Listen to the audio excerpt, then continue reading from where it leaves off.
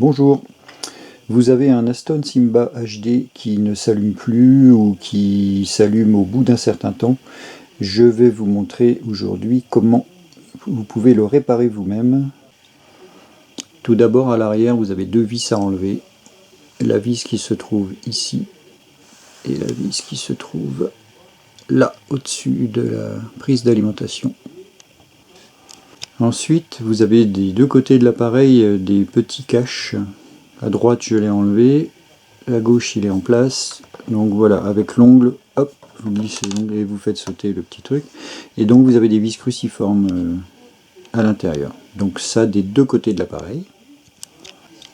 Une fois que vous avez retiré toutes les vis, il suffit de soulever délicatement avec une main. Je vais avoir un peu de mal, mais bon, vous voyez, hop, ça sort.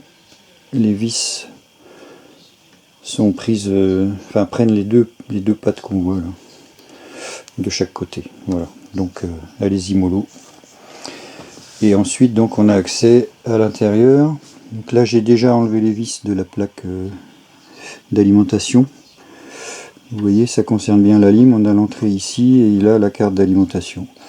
Donc une fois que vous avez retiré les trois vis, parce qu'en fait il n'y a que trois vis qui tiennent la carte, et il y a ce petit téton en plastique là, où la carte vient se clipser en fait. Donc pour le retirer, il vous faut une pince, appuyer sur les bords et hop, ça sort tout seul.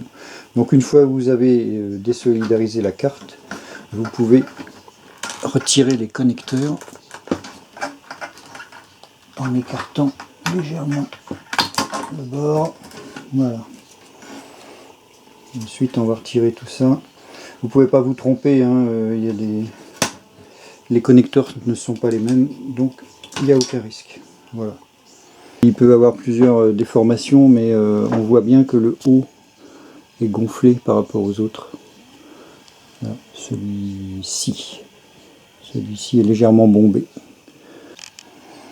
Donc pour éviter de galérer une fois que vous aurez retourné votre carte pour dessouder, vous repérez les deux points de soudure que vous avez à défaire. C'est beaucoup plus simple. Vous voyez sur le circuit imprimé, on ne le voit pas bien ici, mais ici il y a un trait plus important, un trait plus épais, donc qui indique justement la position du moins.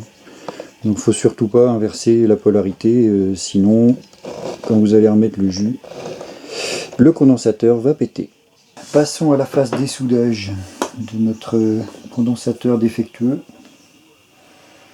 Donc fer à souder classique de base de chez Lidl.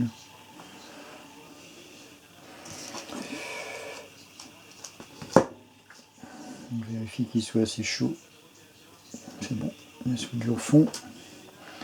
Alors moi j'ai la chance d'avoir une pompe à dessouder. Je ne sais pas si c'est le cas de tout le monde, ça m'étonnerait.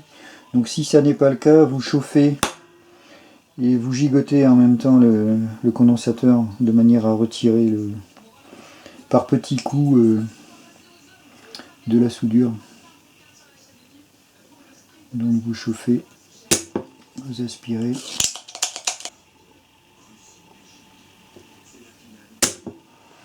Alors c'est pas parfait parce que la carte bouge.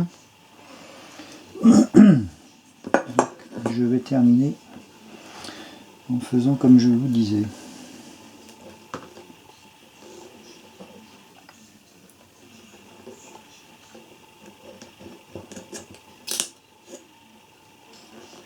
Je crois qu'il a pété complètement.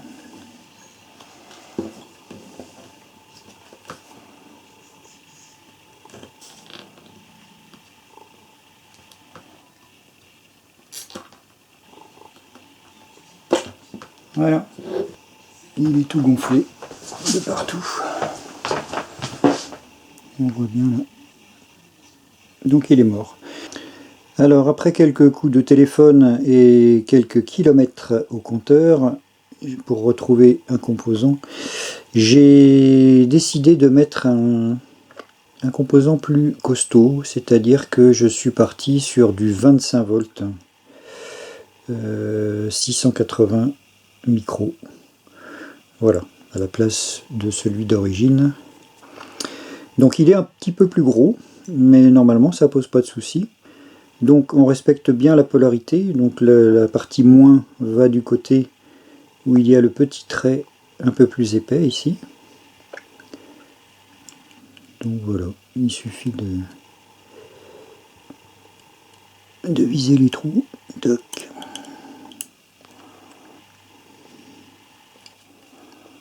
Voilà, il est un peu plus large, mais il rentre pas mal quand même.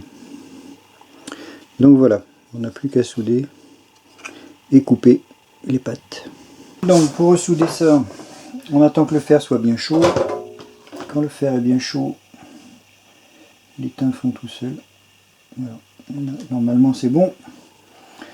Donc on chauffe, pas trop, mais on chauffe quand même suffisamment les deux parties, la piste et la pâte.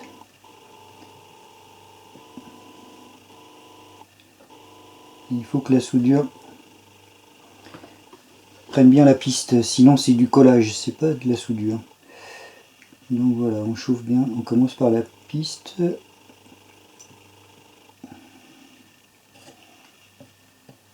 Voilà, normalement on est bon. Il ne reste plus qu'à couper les petites pattes.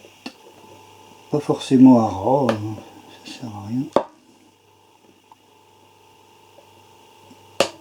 Toc.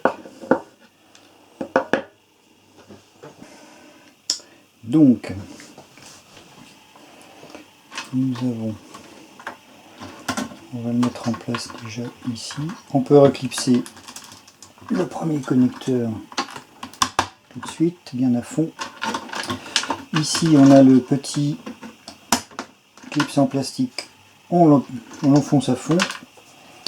Les vis, elles sont là. Donc faut pas se tromper, ce sont les petites vis genre chromées qui vont ici. Je dis ça parce que si vous ne reprenez pas les bonnes vis, vous aurez des soucis pour le reste.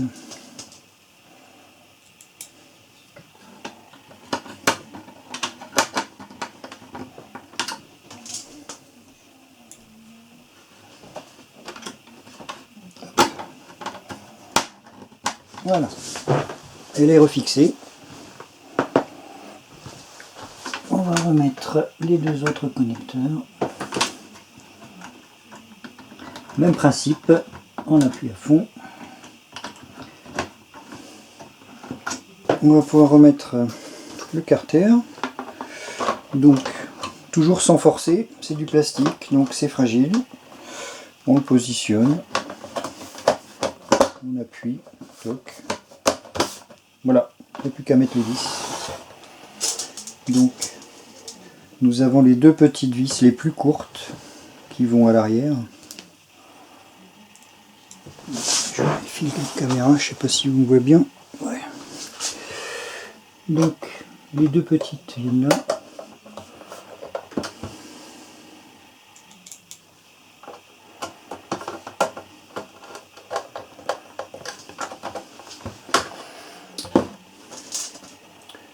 Je vais vous montrer qu'un côté. Donc ici, les vis vont tout au fond.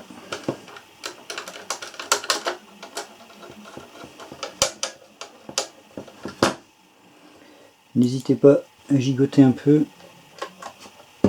Ça a tendance à se mettre de travers. Ou sinon vous mettez debout carrément sur la tranche. Hop, voilà. Ensuite les deux petits caches. Tout simplement. Hop, et pareil de l'autre côté. Le dernier test en réel avant de réinstaller. Oh mes jus. Oh miracle. On voit pas le bonjour. Bon, c'est pas grave. Mais il s'affiche.